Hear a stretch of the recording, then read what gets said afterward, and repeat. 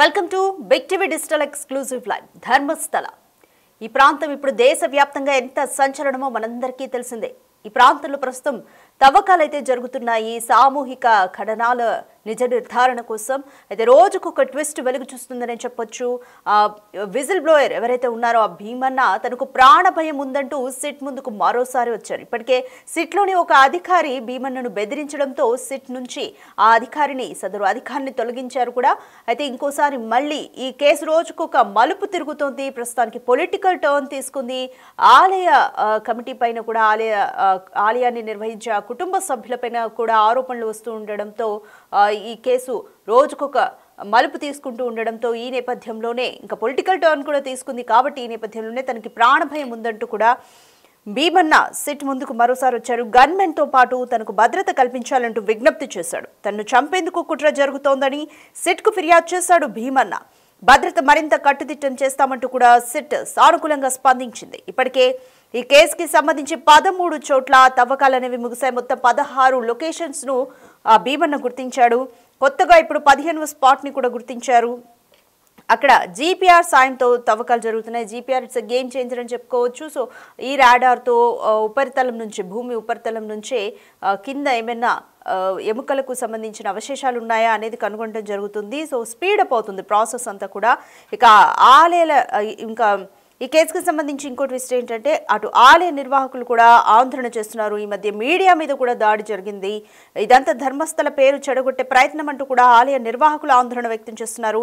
నిజాలు నిగ్గు తేల్చాల్సిందేనంటూ స్థానికులు పట్టుబడుతున్నారు. మీడియా కవరేజ్ పైన కూడా ఆంక్షలు. అయితే ఆలయ అధికారులు ఏం చేశారు, ఆలయ కమిటీ అధికారులు ఏం చేశారు అంటే వాళ్లకు మా కుటుంబం పైన ఆలయ నిర్వాహకుల పైన ఆరోపణలు వస్తున్నాయి. దేశవ్యాప్తంగా మీడియాలో కథనాలు ప్రచురితమవుతున్నాయి. సో వీటిని ఇమీడియట్గా ఆపేయాలంటూ కూడా సుప్రీంకోర్టును ఆశ్రయించారు. అయితే సుప్రీంకోర్టు జనరల్గా ఈ పరువు నష్టం కేసులకి సంబంధించి ఎవరైతే పరువు నష్టం దావా వేస్తారో వాళ్ళకి సానుకూలంగానే మోస్ట్లీ తీర్పులు వస్తాయి. కానీ ఇక్కడ సుప్రీంకోర్టు ఏం చేసిందంటే గ్యాగ్ ఆర్డర్ని ఇచ్చేందుకు నో చెప్పింది సుప్రీంకోర్టు. ఇది పెద్ద ట్విస్ట్ అని చెప్పుకోవచ్చు. అంటే గ్యాగ్ ఆర్డర్ అంటే తమ గురించి పబ్లిక్లో ఆలయ కమిటీ కానీ ఆలయ నిర్వాహకుల కుటుంబ సభ్యుల గురించి కానీ కుటుంబం గురించి కానీ పబ్లిక్ ప్లాట్ఫామ్ మీద డిస్కస్ చేయొద్దు, దీనికి సంబంధించి గ్యాగ్ ఆర్డర్ ఇవ్వండి అంటూ కూడా సుప్రీంకోర్టును ఆశ్రయించారు. బట్ గ్యాగ్ ఆర్డర్ ఇచ్చేందుకు సుప్రీంకోర్టు నో చెప్పింది. అయితే ఈ నేపథ్యంలోనే ఒకవైపు అయితే తవ్వకాలు కూడా స్పీడ్గానే జరుగుతున్నాయి. అసలు నిజాలు ఏంటి అనేది తేల్చేందుకు కూడా అందరూ ప్రయత్నిస్తున్నారు. స్థానికులు కూడా అంటే అక్కడ స్థానికులు విజిల్ బ్లోయర్ చెప్పిందే కాదు, అక్కడ మిస్సింగ్ కేసులు ఫైల్ అవ్వడం కూడా నిజమే. ఇప్పటికే ఎంతోమంది బాధితులు ముందుకు వచ్చారు, ఇంకా వస్తూనే ఉన్నారు. కాబట్టి ఇదంతా ఒక నిజమే. అక్కడ సామూహిక ఖననాలు జరిగాయి, ఇదైతే నిజం అనేది అర్థమవుతుంది. అక్కడ తమ ఇంట్లోని కుటుంబ సభ్యులు మిస్ అయ్యారు అంటూ కూడా చాలామంది ఇప్పటికే సిట్ అధికారులను కూడా అప్రోచ్ అయ్యారు. ఇంకా ఎవరైనా ఉంటే కూడా అప్రోచ్ అవ్వండి అంటూ కూడా సిట్ అధికారులు అయితే చెప్పారు. ముఖ్యంగా అక్కడ ఆలయ కమిటీ నిర్వాహకులు రాజకీయ పార్టీల్లో రాజకీయ పదవుల్లో కూడా పనిచేసి ఉండడం వల్ల వాళ్ళ మీద పెద్ద ఎత్తున ఆరోపణలు వస్తున్నాయి. నిజంగానే మనకి పరిస్థితి అంతా తేటతెల్లం అవుతుంది. ఎంత దౌర్జన్యంగా లేకపోతే ఒక హిట్లర్గా వ్యవహరిస్తే ఆ నిందితుడు ఎవరైనా ఉన్నారో ఇంకా నిజాలు తేల్చే పనిలోనే సిట్ ఉంది. కాకపోతే మనకి సిచ్యువేషన్ చూస్తే అర్థమవుతుంది ఆ నిందితుడు ఎవరైతే ఉన్నారో తను ఎంత దౌర్జన్యం చేస్తే లేదా వ్యవస్థని ఎంతగా గుప్పిట్లో పెట్టుకొని ఉండుంటే ఇన్నేళ్ల పాటు ఈ ఖననాల గురించి అసలు బయటికి రాకుండా ఇన్నేళ్ల పాటు మరుగున పడగలిగింది అనేది మనం అందరం కూడా ఒకసారి ఆలోచించాలి. దేశ ప్రజలందరూ కూడా ఆలోచిస్తున్నారు. ధర్మస్థలాల్లో ఏం జరిగింది అనేది కూడా అర్థమవుతుంది. పాప భీతి నన్ను వెంటాడుతుంది అంటూ భీమన్న బయటకు వచ్చి ఇన్నేళ్ల తర్వాత అయినా నిజం చెప్పాడు. మరి భీమన్న ఇప్పటికీ నిజం చెప్పకపోతే పరిస్థితి అసలు ఈ ఘటన అనేది వెలుగులోకి వచ్చి ఉండేదే కాదేమో. ఒక మృతదేహాన్ని కూడా 2 ఏళ్ల క్రితం కూడా పాతి పెట్టారు అనేది ఒక మృతదేహానికి అవశేషాలను చూసి కూడా సిట్ అధికారులు తెలిపారు. కాబట్టి అంటే ఇంకా ఈ హత్యల పరంపర కొనసాగుతుందనే అర్థం చేసుకోవాలా. ఈ కేసులో ఇంకా ఎలాంటి ట్విస్టులు ఉన్నాయి అనేది ఇంకా సిట్ బృందం తేల్చనుంది. అయితే ఇన్ని ట్విస్టులు ఉన్నాయి కాబట్టి ఇంతమంది అంటే అక్కడ అంత అంటే ఇప్పుడు ప్రస్తుతం మీడియా కవరేజ్ చేయడానికి వెళ్ళిన మీడియాపై కూడా దాడి జరిగింది. తర్వాత అక్కడ నుంచి వెళ్ళిపోవాలి, మీకు కూడా ప్రాణభయం ఉంటుంది, అక్కడ నుంచి మీరు కూడా వెళ్ళిపోవాలి అంటూ మీడియా ప్రతినిధుల్ని కూడా అక్కడున్న స్థానికులు కానీ ఎవరైనా హెచ్చరించిన ఘటనలు ఇప్పటికీ జరిగాయి. అంటే ఏం జరుగుతుంది ధర్మస్థలాలు? ఈ నిజానిజాలంతా కూడా తేలాలి. స్థానికులు 2 గ్రూపులుగా వీడిపోయారు. ఒకరు ఆలయ కమిటీకి సపోర్ట్ చేస్తుంటే మరికొంతమంది మాత్రము వాళ్ళ కుటుంబాల్లో మిస్ అయిన మహిళల కోసం వాళ్లకు న్యాయం జరగాలంటూ కూడా ఇంకా పోరాటం చేస్తున్నారు. ఇంకా పోలీసు స్టేషన్ల చుట్టూ తిరుగుతూనే ఉన్నారు. మరి అప్పట్లో అంటే 1994 నుంచి 2014 వరకు కూడా మేము కేసు ఇచ్చినా కానీ ఎఫ్ఐఆర్ ఫైల్ చేయలేని స్థితి. అంటే ఎందుకని అంత దౌర్జన్యం అక్కడ నడిచింది? ఏదో సినిమాలో చెప్పిన మాదిరిగా ఒక రౌడీయిజం అనేది నడిచిందనే అర్థం చేసుకోవచ్చు. అయితే ఇంత డేంజరస్గా ఉంది సిచ్యువేషన్ కాబట్టి మరి ఆ భీమన్న బయటకు వచ్చాడు ఎలాగోలా తనను పాపభీతి వెంటాడుతుంది అంటూ కూడా నిజాలు లోకానికి చెప్పేందుకు ప్రయత్నించాడు. సో కానీ తనకి ప్రాణభయం ఉందనేది ఆయన ముందుగానే ఎక్స్పెక్ట్ చేశాడు. ఆ విషయాన్ని కూడా క్లియర్గా పోలీసులకి చెప్పాడు. కానీ ఇప్పుడు ఇంకా ఇప్పుడు ఇది పొలిటికల్ టర్న్స్ తీసుకుంటుంది. నిజాలు బయటకు తీసుకురావడానికి దగ్గరలో సిట్ బృందం ఉంది కాబట్టి పాపభీతి వెంటాడుతుంది అంటూ కూడా భీమన్న తనకు గన్మెన్తో భద్రత కల్పించాలని విజ్ఞప్తి చేశాడు.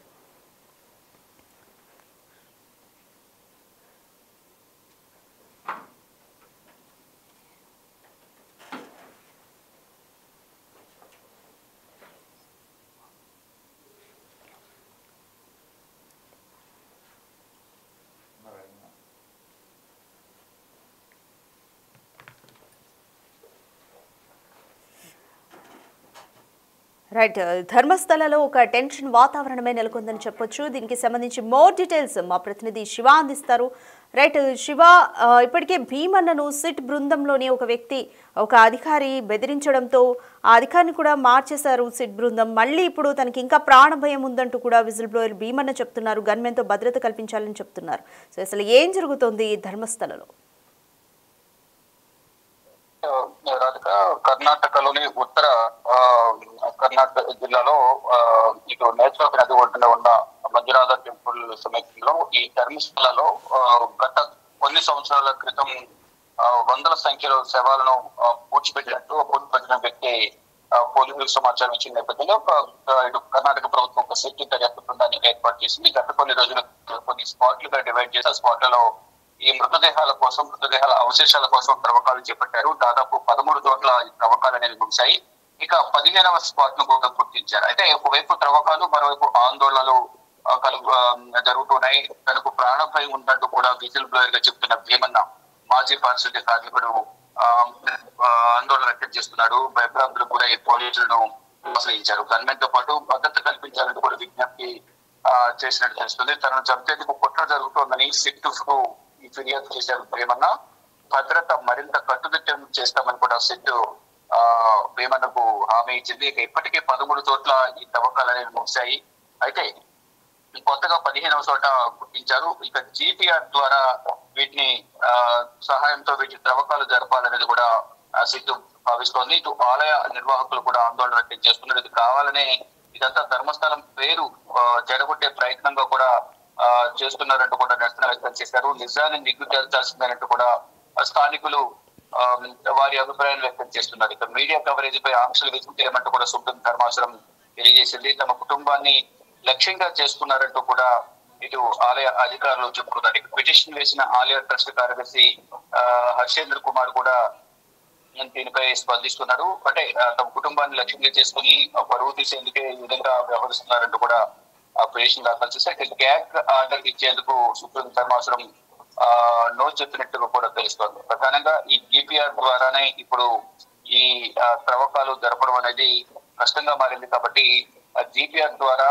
ఈ మృతదేహాలకు సంబంధించిన అవశేషాలు ఉన్నాయో లేదో తెలుసుకునే విధంగా అవకాశం ఉంటుంది. కాబట్టి ఈ జీపీఆర్ అంటే గ్రౌండ్ ట్రేడింగ్ రాడార్ ను ఉపయోగించి ఇక్కడ మొత్తం అన్ని గుర్తించవచ్చు అనేది కూడా ప్రధానంగా భావిస్తున్నారు. అంటే అది భూ ఉపరితలం కింద ఉన్న వాటిని గుర్తించడానికి ఉపయోగించే ఒక సాంకేతిక పరిజ్ఞానం. ఇది రేడియో తరంగాలు ఉపయోగించి భూమి లోపల ఉన్న వస్తువులను, నిర్మాణాలను లేదా పొరలను గుర్తించడానికి ఈ జీపీఆర్ అనేది ఎక్కువగా ఉపయోగపడుతుంది. అంటే ఇది ఒక జియో ఫిజికల్ పద్ధతి. ఇది భూమి లోపల ఉన్న వాటిని చూడడానికి రేడియో తరంగాలను ఉపయోగించి ఈ జీపీఆర్ ఒక ట్రాన్స్మిటర్ యాంటెనా ద్వారా అధిక ఫ్రీక్వెన్సీ పల్స్డ్ విద్యుదయస్కాంత తరంగాలను ప్రసారం చేస్తుంది. ఈ తరంగాలు భూమిలోకి ప్రవేశించి ఏదైనా అడ్డంకిగా తాకినప్పుడు, అంటే లోపల ఏ వస్తువులు ఉన్నా, ఈవెన్ ఇతర సిమెంట్ దిబ్బలు కానీ ఇతర ఏ వస్తువులు ఉన్నా ఏముంది అనేది కూడా ఐడెంటిఫై చేస్తుంది. దానిలో భాగంగానే ఒకవేళ శవాలను పరంగా అక్కడ డెడ్ బాడీస్ ని పాతిపెట్టినట్టు ఉన్నట్లయితే అక్కడ దానికి సంబంధించిన పూరేలు కానీ అస్థిపంజరాలు కానీ ఆ మృతదేహానికి సంబంధించిన అవశేషాలు గుర్తించే అవకాశం ఉంటుంది. కాబట్టి ఈ జీపీఆర్ ఉపయోగించి దానికి సంబంధించిన భూగర్భంలో ఏముంది అనేది కూడా తెలుసుకునే అవకాశం ఉంటుంది. ఫర్ ఎగ్జాంపుల్ డెడ్ బాడీస్ తోటి పైపులు కానీ కేబుల్స్, కాంక్రీట్, అలాగే రాళ్లు కానీ ఇతర వస్తువులను గుర్తించే విధంగా కూడా జీపీఆర్ పరిజ్ఞానాన్ని ఉపయోగించి కనుగొనే అవకాశం ఉంటుంది. అది త్రవ్వకాలు జరపడం అనేది కొంచెం ఇబ్బందిగా మారుతుంది. ఒకవైపు వర్షాలు పడుతున్నాయి, కానీ కొన్ని చోట్ల ఇప్పటివరకు 13 స్పాట్లలో తవ్వకాలు జరిపినప్పటికీ కూడా ఆశించినంత స్థాయిలో ఆధారాలు అనేవి దొరకలేదు. ఈ నేపథ్యంలోనే మళ్ళీ జీపీఆర్ ను ఉపయోగించి అక్కడ మృతదేహాలకు సంబంధించిన అవశేషాలు ఉన్నాయా లేదా గుర్తించేందుకు కూడా ప్రయత్నాలు జరుగుతూ ఉన్నాయి. మొదట్లో మాజీ పారిశుద్ధ్య కార్మికులు ఇచ్చిన సమాచారం పట్ల కొంత అనుమానం వ్యక్తమైనప్పటికీ కూడా తర్వాత 6వ స్పాట్ లో కొంత ఇటు ఎముకలు కానీ కూరగాయలు లభించడం, ఆ తర్వాత మరికొన్ని ఆధారాలు దొరకడం ద్వారా ఇంకా ఆధారాలు దొరికే అవకాశం ఉండొచ్చు అనేది కూడా ఒక అభిప్రాయాన్ని వ్యక్తం చేశారు. కానీ ఇప్పుడు చూస్తే కనుక తనకు భద్రత కల్పించాలి, తనకు ఎదుర్కొలు వస్తున్నాయని కూడా తెలియజేశారు. మొత్తంగా చూసుకుంటే ఇటు సుప్రీంకోర్టులో కూడా అంటే సుప్రీం ధర్మాసనం కూడా ఇటు మీడియాకు సంబంధించిన కవరేజ్ పై ఆంక్షలు విధించలేమంటూ కూడా అడ్డుకట్ట వేయలేమని సుప్రీం ధర్మాసనం కూడా నిన్న ఒక కీలక వ్యాఖ్య అయితే చేసింది. కానీ ఇటు ఆలయం నిర్వహిస్తున్న తమ కుటుంబాన్ని లక్ష్యంగా చేసుకునే ప్రచారంలో ఉన్న కొన్ని కావాలని కొంతమంది ఇబ్బంది పెట్టే విధంగా కూడా పరుగు తీసే విధంగా మాకు ఈ విధంగా వ్యవహరిస్తున్నారు మా పట్ల అనేది కూడా ఆలయ నిర్వాహకులు చెప్తున్నారు. కానీ స్థానికులు మాత్రం అసలు నిజాలు తెలియాలి అనేది కూడా వారు చెప్తూ ఉన్నారు. అంటే మొత్తంగా చూసుకుంటే ఈ వ్యవహారం అనేది కూడా దేశవ్యాప్తంగా తీవ్రమైన చర్చనీయాంశమైంది. తనకు ప్రాణహాని ఉంది కాబట్టి గవర్నమెంట్ తో పాటు భద్రత కల్పించాలనేది ఇటు ధర్మస్థల వందలాది మృతదేహాలను పూడ్చిపెట్టారని ఎవరైతే ఫిర్యాదు చేశారో ఆ పారిశుద్ధ్య కార్మికులు కోరుతున్నారు. ఈ స్థితి కూడా మేము భద్రత కల్పిస్తామని చెప్తుంది. కానీ గతంలో ఎవరైతే ఈ కేసును వాపస్ తీసుకోవాలి లేకపోతే తీవ్ర ఇబ్బందులు ఎదుర్కొనే అవకాశం ఉందని తెలిపిన నేపథ్యంలో ఆ శిక్షాధికారిని కూడా ఇప్పుడు సిట్టు బృందం నుంచి తప్పించారు. ఇప్పుడు మళ్ళా ఈ స్పాట్స్ 15 స్పాట్లుగా గుర్తించినట్టు తెలుస్తుంది. దాంట్లో 13 స్పాట్లు దాదాపు కంప్లీట్ అయ్యాయి. ఇక 15 స్పాట్ కు వెళ్లిన నేపథ్యంలో అక్కడ ఎటువంటి ఆధారాలు దొరుకుతాయనేది కూడా చూడాల్సి ఉంది. కానీ ఈ పారిశుద్ధ్య కార్మికుడు మాత్రం 13 స్పాట్ లోనే 50కి పైగా శవాలను నేను పాతి పెట్టానని చెప్పారు. కానీ అక్కడ ఉన్న సిచ్యువేషన్ చూస్తే అక్కడ పెద్దగా మృతదేహాలకు సంబంధించిన అవశేషాలు కానీ ఏవి కూడా దొరికిన ఆధారాలు స్పష్టంగా తెలియడం లేదు. ఈ నేపథ్యంలోనే ఈ జీపీఆర్ ను ఉపయోగించి అక్కడ కనుగొనాలి అనేది మృతదేహాలకు సంబంధించిన అవశేషాలు ఉన్నాయో లేదని కనుగొనాలనేది ప్రధానంగా భావిస్తున్నారు. దానిలో భాగంగానే ఈ రోజు గ్రౌండ్ పెనిట్రేటింగ్ రాడార్ అంటే గ్రౌండ్ ఈ జీపీఆర్ ద్వారా గుర్తించాలనేది భావిస్తున్నాం. చూడాలి మరి ఏం జరగబోతోంది అనేది కూడా చూడాల్సి ఉంది. కానీ స్థానికులు మాత్రం అసలు ఈ పారిశుద్ధ్య కార్మికుడు చెప్పింది నిజమా కాదా అనేది నిజాలని తేలాలి అనేది పట్టుబడుతున్న పరిస్థితి కనిపిస్తాను. ఒకవైపు మీడియాపై ఆంక్షలు, మరోవైపు స్థానికులు ఇది నిజ నిర్ధారణ చేయాలంటున్నారు. మరోవైపు ఆలయ నిర్వాహకులు మాత్రం మా కుటుంబ పరువును తీసేందుకే మా పట్ల కొంతమంది పక్షపాతం వ్యవహరిస్తున్నారు, దీన్ని ఆపేయాలనేది వారు పట్టుబడుతున్నారు. కానీ ఏదేమైనప్పటికీ కూడా ఈ నిజమైన తేడాలనేది భావిస్తున్నారు. కాబట్టి సిట్టు బృందం తవ్వకాలు అయితే వేగవంతం చేసి జీపీఆర్ ద్వారా ఈ మృతదేహాలను గుర్తించే పనులు అయితే నిమగ్నమై ఉన్నారు. Thank you Shiva. ధర్మస్థల చీకటి రహస్యం ఎప్పుడు వీడుతుందని యావత్ దేశమంతా కూడా ఎదురు చూస్తుందనే చెప్పొచ్చు. ధర్మస్థల కేసులో రోజుకు ఒక ట్విస్ట్ వెలుగు చూస్తుంది. ఇప్పుడు విజిల్ బ్లోయర్ ఎవరైతే ఉన్నారో భీమన్న తనకు ప్రాణభయం ఉందంటూ సిట్ ముందుకు మళ్ళీ వచ్చాడు. తనకి గన్మెన్తో రక్షణ కల్పించాలంటూ కూడా సిట్ బృందాన్ని కోరారు. దీనిపై సిట్ కూడా సానుకూలంగా స్పందించింది. ఈ కేసు పొలిటికల్ టర్న్ కూడా తీసుకోవడంతో తనకు ప్రాణభయం ఉందని, తనని చంపేందుకు కుట్ర జరుగుతోందంటూ కూడా భీమన్న అయితే సిట్ బృందానికి తెలిపారు. సిట్ కూడా అతనికి రక్షణను పెంచుతామంటూ సానుకూలంగానే స్పందించింది. ఇక మరోవైపు సుప్రీంకోర్టులో ఆలయ కమిటీ నిర్వాహకులు వేసిన పరువు నష్టం దావా ఏదైతే ఉందో దానికి గ్యాగ్ ఆర్డర్ ఇచ్చేందుకు సుప్రీంకోర్టు నో చెప్పింది క్లియర్గా. అంటే ఒక విషయాన్ని అంటే తమ కుటుంబం గురించి కానీ మా మీద వస్తున్న ఆరోపణలు దేశమంతటా మీడియాలో చర్చకు వస్తున్నాయి.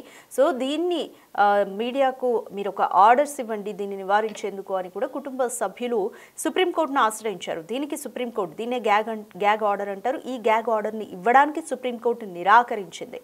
సో ఈ కేసు ఇంకా ఎటువంటి టర్న్స్ తీసుకుంటుంది, ఈ చీకటి రహస్యం ఎప్పుడు బయటపడుతుందా అని యావత్ దేశమంతా ఎదురుచూస్తోంది.